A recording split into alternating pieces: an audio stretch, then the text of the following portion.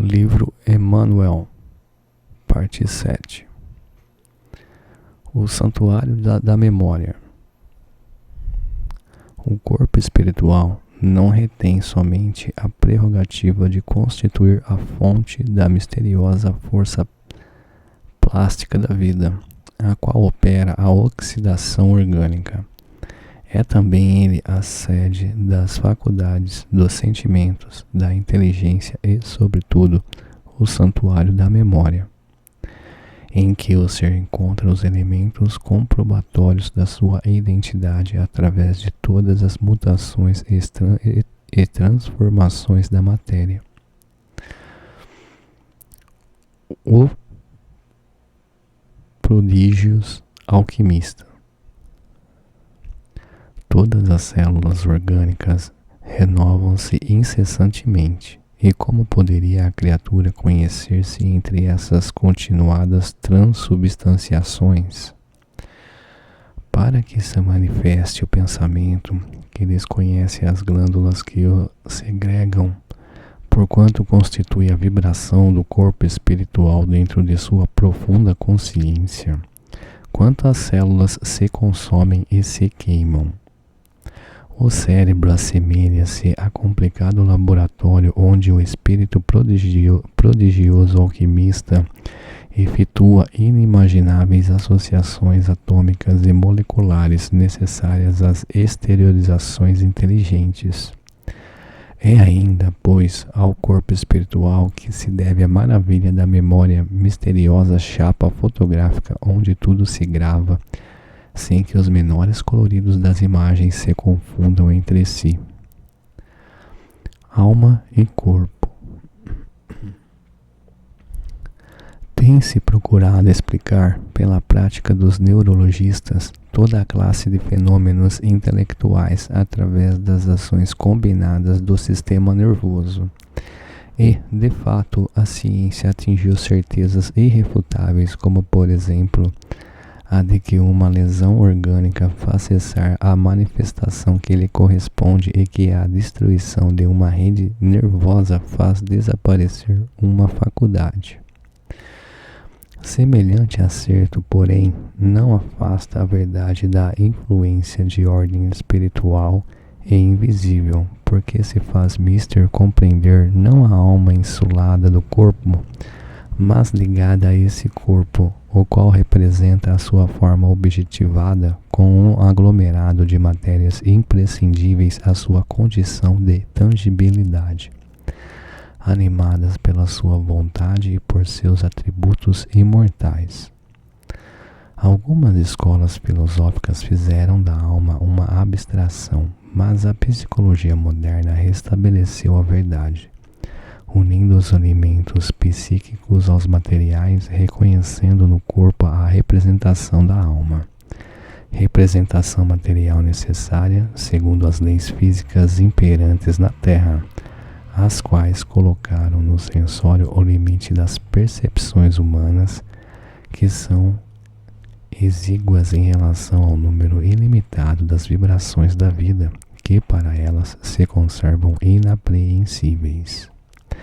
É, pois, o corpo espiritual a alma fisiológica, assimilando a matéria ao seu molde, à sua estrutura, a fim de materializar-se no mundo palpável. Sem ele, a fecundação constaria de uma composição amorfa e todas as manifestações inteligentes e sábias da natureza, que para todos nós devem significar a expressão da vontade divina, constituiriam uma série de atos irregulares e incompreensíveis, sem objetivo determinado.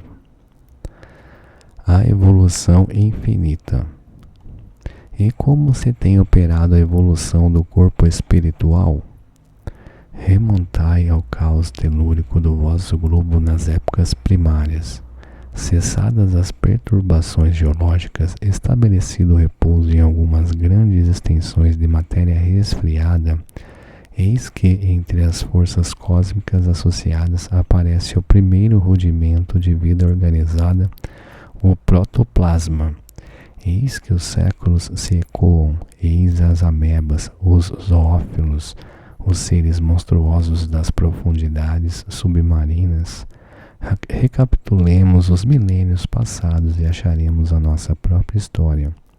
A individualidade, o nosso ego, constitui o nosso maior triunfo. E, chegados ao raciocínio e ao sentimento da humanidade, através de vidas inumeráveis, teremos atingido o zênite da nossa evolução anímica? Não. Se nos achamos acima dos nossos semelhantes inferiores, os irracionais, acima de nós se encontram os seres superiores da espiritualidade que se hierarquizam ao infinito e cuja perfeição nos compete alcançar. Os poderes do Espírito. Grande será o dia em que todos os homens reconhecerem sobre a matéria a soberana influência do Espírito. Toda a imensa bagagem de progresso das civilizações não se faz sem o princípio espiritual. Dele as menores coisas dependeram, como ainda dependem, do seu reconhecimento por parte de quantos habitam o orbe. Advirão os resplendores da época de luz e de esclarecimento. Esse tempo há de assinalar a época da crença pura e reconfortadora da alma.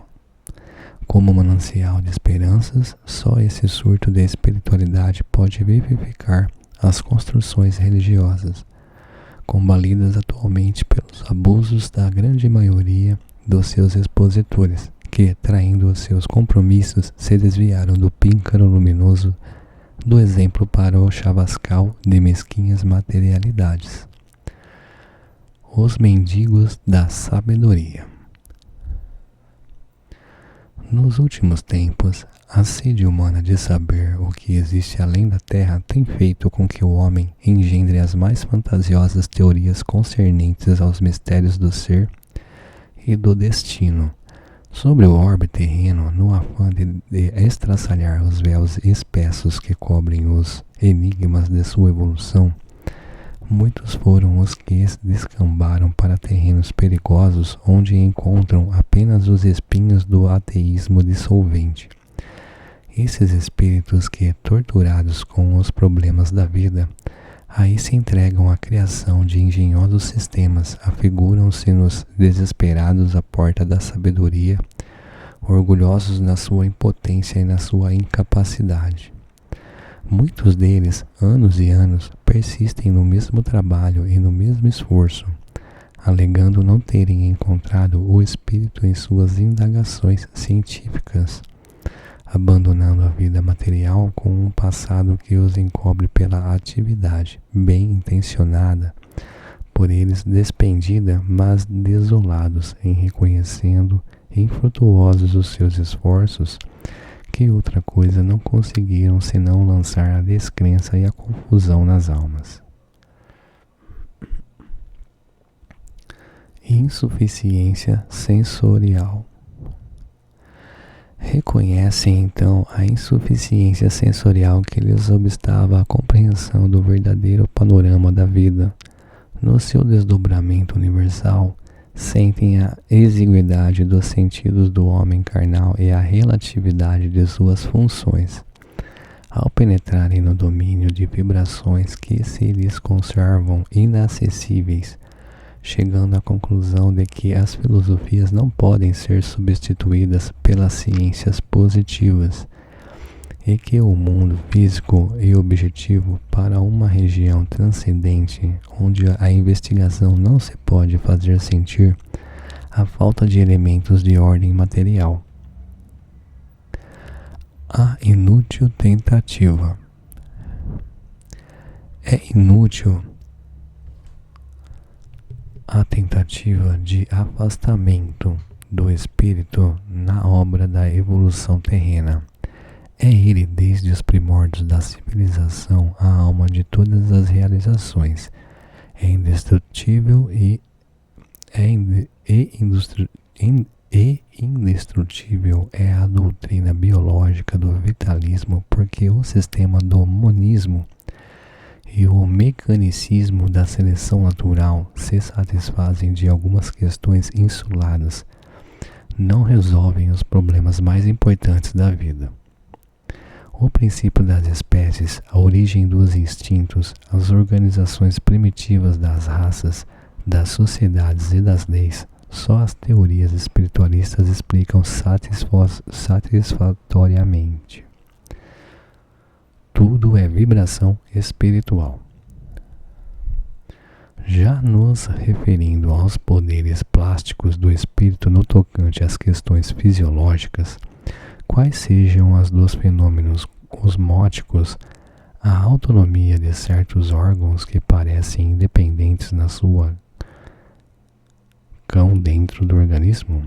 ação dentro do organismo, o trabalho da célula que fabrica a antitoxina apta a destruir o micróbio que a ataca, a estrutura do princípio fetal, os sinais da nascença que a ciência tem negado, baseando-se na ausência de ligação nervosa entre o feto e o organismo materno.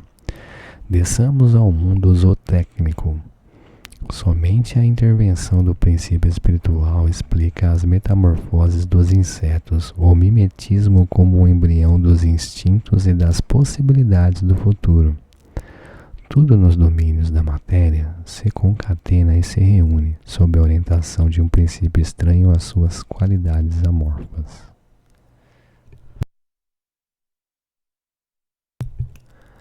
A matéria. A matéria não organiza, é organizada, e não representa senão uma modalidade da energia esparsa do universo. Os seus elementos não fazem outra coisa senão submeter-se às injunções do espírito, e é a soberana influência deste último que elucida todos os problemas intrincados dos seres e dos destinos. É ao seu apelo, cedendo aos seus desejos, que todas as matérias brutas se veem rarefazendo, oferecendo aspectos novos e delicados. A civilização, as conquistas científicas e as concepções religiosas representam o fruto dos labores dos espíritos que, na Terra, se iniciaram nos trabalhos que regeneram e aperfeiçoam o que lhes compete. Na atualidade, é o não estacionamento nos domínios conquistados, laborando para que as ideias de justiça, de verdade e de paz se concretizem na face do orbe. É nessa tarefa bendita que devem concentrar os seus esforços para que o planeta terrestre não veja sucumbir na aluvião de insânias das guerras o seu patrimônio de progressos obtidos à custa de trabalhos penosos e ingentes sacrifícios. Os tempos do Consolador. A permissão de Deus para que nos manifestássemos ostensivamente entre os agrupamentos dos nossos irmãos encarnados chegou justamente a seu tempo, quando o espírito humano, despido das vestes da puberdade, com o juízo amadurecido para assimilar algo da verdade, tateava entre vacilações e incertezas estabelecidas pela investigação da ciência, sem conseguir adaptar-se ao demasiado simbolismo das ideias religiosas latentes na alma humana desde os tempos primevos dos trogloditas. Justamente na época requerida, consoante as profecias do Divino Mestre, derramou-se da sua luz sobre toda a carne e os emissários do alto.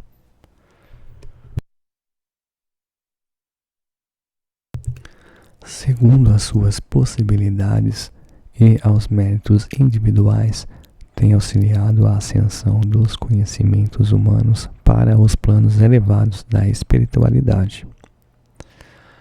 A concepção da divindade. Desde as eras primárias da civilização, a ideia de um poder superior inferindo nas questões mundanas vem guiando o homem através dos seus caminhos, e a religião sempre constituiu o maior fator da moral social, se bem que apresentasse a divindade à semelhança do homem em seus ensinamentos esotéricos.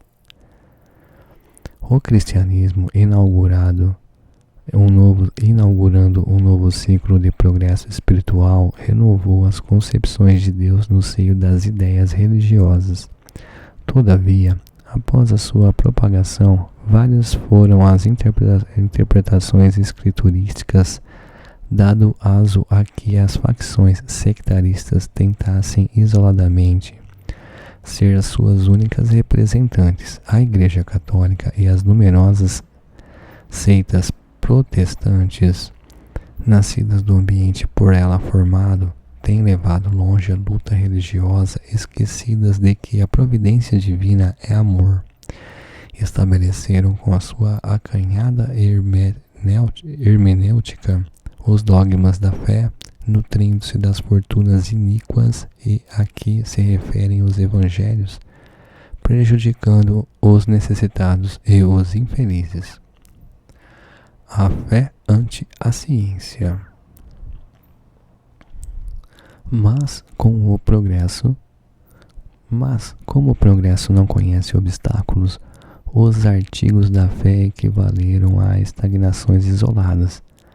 Se conseguiam satisfazer a humanidade em um período mais ou menos remoto da sua evolução, caducaram desde que o laboratório obscureceu a sacristia. A ciência desvendou o espírito humano, as perspectivas inconcebíveis do infinito. O telescópio descortinou a grandeza do universo e os novos conhecimentos cosmogônicos demandaram outra concepção do Criador, desvendando paulatinamente as sublimes grandiosidades da natureza invisível. A ciência embriagou-se com a beleza de tão lindos mistérios e estabeleceu o caminho positivo para encontrar Deus. Como descobrira o mundo microbiano ao preço de acuradas perquisições. É que a divindade das religiões vigentes era defeituosa e deformada pelos seus atributos exclusivamente humanos. As igrejas estavam acorrentadas ao dogmatismo e escravizadas aos interesses do mundo. A confusão estabeleceu-se. Foi quando o Espiritismo fez sentir mais claramente a grandeza do seu ensinamento, dirigindo-se não só ao coração, mas igualmente ao raciocínio.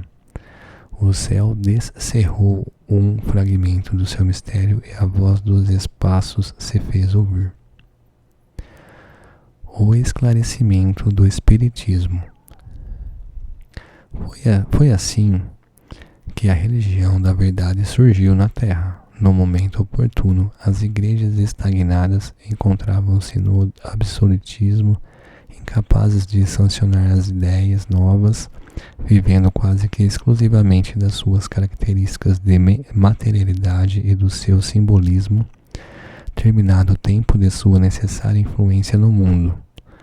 As conquistas científicas não se coadunavam com o espírito dogmático, e o Espiritismo, com as suas lições magníficas, alargou infinitamente a perspectiva da vida universal, explicando e provando que a existência não se observa somente na face da terra opaca e cheia de dores. Há céus inumeráveis e inumeráveis mundos onde a vida palpita numa eterna mocidade. Todos eles se encadeiam, se abraçam dentro do magnetismo universal, vivificados pela luz, imagem real da alma divina, presente em toda parte. A carne é uma vestimenta temporária organizada segundo a vibração espiritual, e essa mesma vibração esclarece todos os enigmas da matéria. Nós viveremos eternamente. A doutrina dos espíritos, pois, veio desvendar ao homem o panorama da sua evolução e esclarecê-lo no problema das suas responsabilidades, porque a vida não é privilégio da terra obscura, mas a manifestação do Criador em todos os recantos do universo. Nós viveremos eternamente através do infinito, e o conhecimento da imortalidade expõe os nossos deveres de solidariedade para com todos os seres. Em nosso caminho, por esta razão, a doutrina espírita é uma síntese gloriosa da fraternidade e de amor. O seu grande objeto é esclarecer a inteligência humana. Oxalá possam os homens compreender a excelsitude do ensinamento dos Espíritos e aproveitar o fruto bendito das suas experiências. Com o entendimento esclarecido, interpretarão com fidelidade o amai-vos uns aos outros em sua profunda significação. Os instrutores dos planos espirituais em que nos achamos regozijam-se com todos os triunfos da vossa ciência, porque toda conquista importa em grande e abençoado esforço e, pelo trabalho perseverante, o homem conhecerá todas as leis que lhe presidem ao destino. Dogmas e os preconceitos.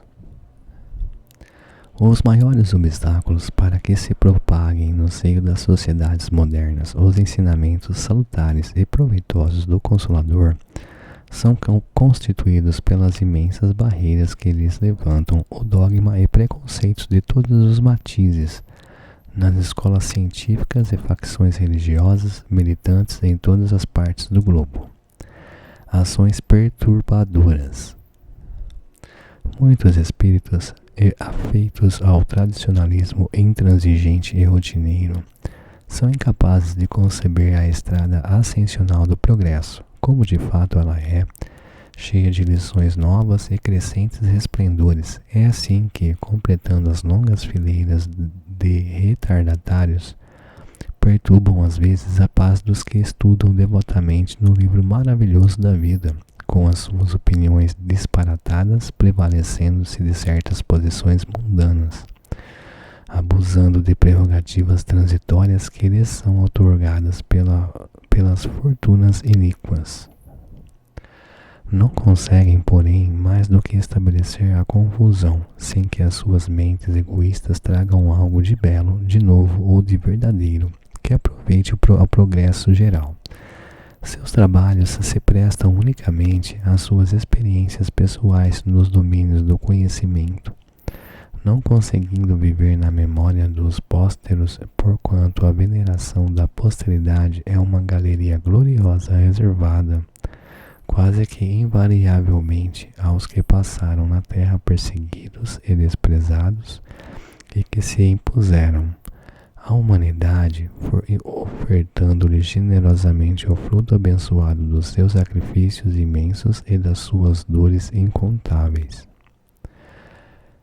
Características da sociedade moderna. Desalentadoras são as características da sociedade moderna, porque se a coletividade se orgulha dos seus progressos físicos, o homem se encontra moralmente muito distanciado dessa evolução. Semelhante anomalia é a consequência inevitável da ignorância das criaturas.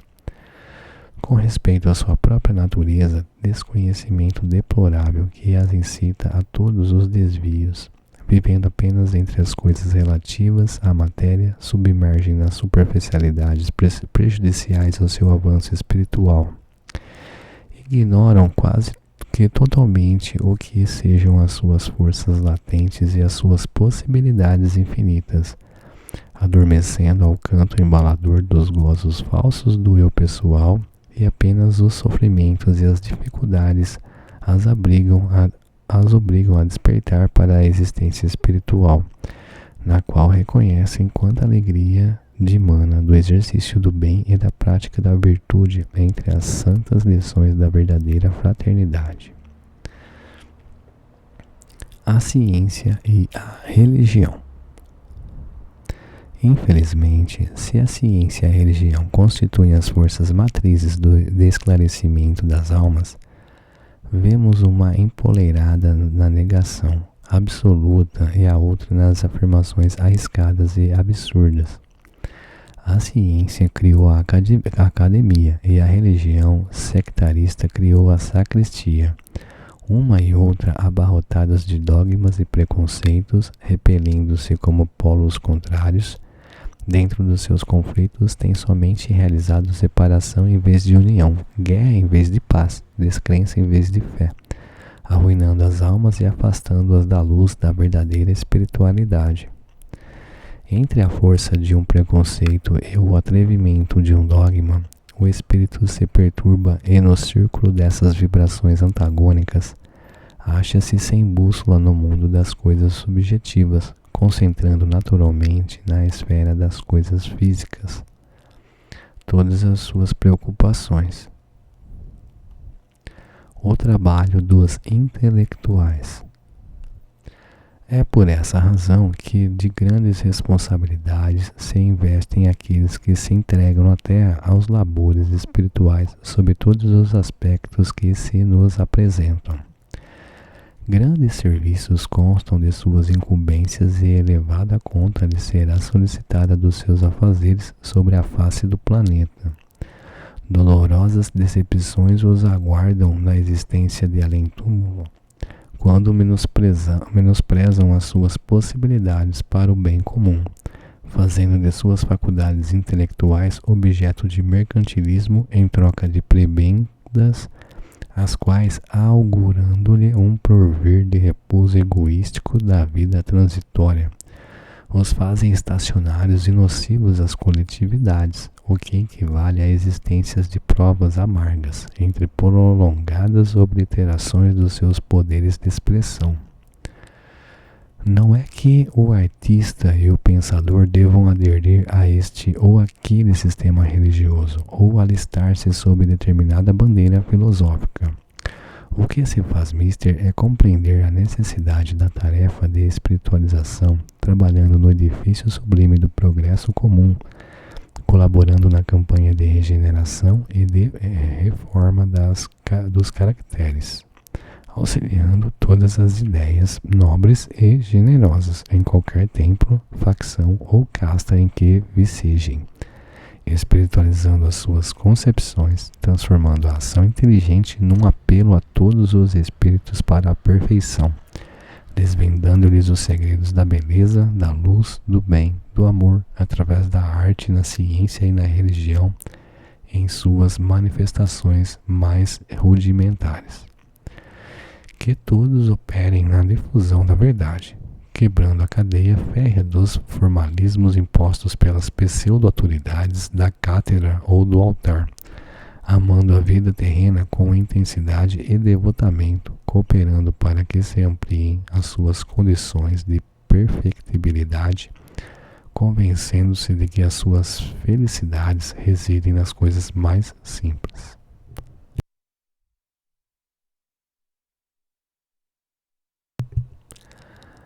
As comunicações espíritas.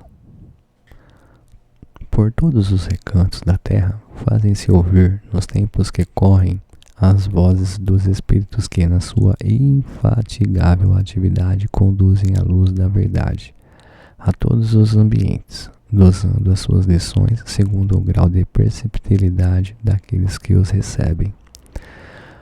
Os ensinamentos do espaço pululam nas escolas, nos templos, nas oficinas e aos poucos ires compreendendo a comunhão do orbe terráqueo com os planos invisíveis. O Espiritismo tem doutrinado convenientemente a fé e a ciência, preparando-as para os esponsais do porvir. Se é verdade que a tibieza de alguns trabalhadores obcecados pelos preconceitos tem entravado a marcha da doutrina consoladora, devemos reconhecer que muitas mentalidades, saturadas de suas claridades benditas, têm concorrido com os melhores esforços da sua existência em favor da propagação dos seus salutares princípios, desobrigando-se nobremente dos seus deveres para com a bondade divina. O mediunismo.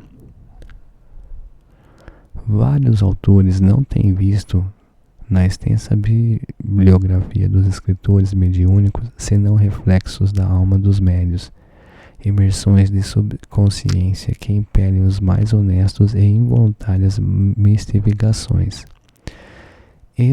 excetuando-se alguns casos esporádicos em que abundam os elementos prestantes à identificação. As mensagens mediúnicas são repositórios de advertências morais cuja repetição se lhes afigura soporífera. Todavia, erram os que formulam semelhantes juízos. Diminuta é a percentagem dos intrínsecos, já que a todo o mediunismo, ainda que na materialização e no automatismo perfeitos, se baseia no espiritismo e animismo conjugados. A comunhão dos mundos. A comunhão dos dois mundos. Os desencarnados não podem imiscuir-se na vida material com a plenitude das faculdades readquiridas, e o médium, por sua vez, frequentemente, em vista das suas condições e circunstâncias, está em possibilidade de corresponder à potencialidade vibratória daqueles que o procuram para veicular o seu pensamento. A alma emancipada dos liames terrestres integra a comunidade do outro mundo, que não é o da carne, e daí a necessidade imprescindível de submeter-se às condições de ordem material para se manifestar. Esse fato constitui uma dificuldade extraordinária à consciência depurada, que já desferiu o voo altíssimo aos denominados planos felizes do universo. Dificuldade que essa adaptação à materialidade implica. A comunhão dos dois mundos, o físico e o invisível, está, pois, baseada nos mais sutis elementos de ordem espirituais. Por essa razão, as luminosas mensagens dos grandes mentores da humanidade são inspiradas aos seres terrenos através de processos inacessíveis ao seu entendimento atual. E a maioria das entidades comunicantes são verdadeiros homens comuns, relativos e falhos, porquanto são almas que conservam, às vezes integralmente, o seu corpo somático e cujo habitat é o próprio orbe que lhes guarda os despojos e as vastas zonas dos espaços que o cercam. Atmosferas do próprio planeta que poderíamos classificar de colônias terrenas nos planos da erraticidade. Aí se congregam os seres afins e nesse meio vivem e operam muitas elites espirituais constituídas por espíritos benignos, mas não aperfeiçoados, os quais, sob ordens superiores, laboram pelo seu próprio adiantamento e a prol da evolução humana, volvendo novamente a carne ou trabalhando pelo progresso no seio das coletividades terrestres. O que representam as comunicações? Dos motivos expostos, infere-se que a suposta vulgaridade dos ditados mediúnicos é um fato naturalismo, porque emanam das almas dos próprios homens da terra, imbuídos de gosto pessoal, já que o corpo das suas impressões persiste com precisão matemática e somente os séculos, com o seu consequente aglomerado de experiências, conseguem modificar as disposições kármicas ou perispirituais de cada indivíduo. Procuram agir no plano físico unicamente para a demonstração da sobrevivência além da morte, levantando os ânimos enfraquecidos, porque dilatam os horizontes da fé e da esperança no futuro. Porém, jamais serão portadores da palavra suprema do progresso, não só porque a sua sabedoria é igualmente relativa, como também porque viriam anular o valor da iniciativa pessoal e a insofismável realidade do arbítrio humano. Os planos da evolução. Assim como o infinito é uma lei para os estados das consciências, temos o infinito de planos do universo e todos os planos se interpenetram dentro da maravilhosa lei de solidariedade. Cada plano recebe daquele que lhe é superior apenas o bastante ao seu estado evolutivo, sendo de efeito contraproducente ministrar-lhe conhecimento que não poderia suportar. A evolução, sob todos os seus aspectos, deve ser procurada com afinco, pois é dentro dessa aspiração que vemos a verdade da afirmação evangélica. A quem mais tiver, mais será dado. À medida que o homem progride moralmente, mais se aperfeiçoará o processo da sua comunhão com os planos invisíveis que lhes são superiores. E aqui eu encerro a 7ª parte. Até a próxima.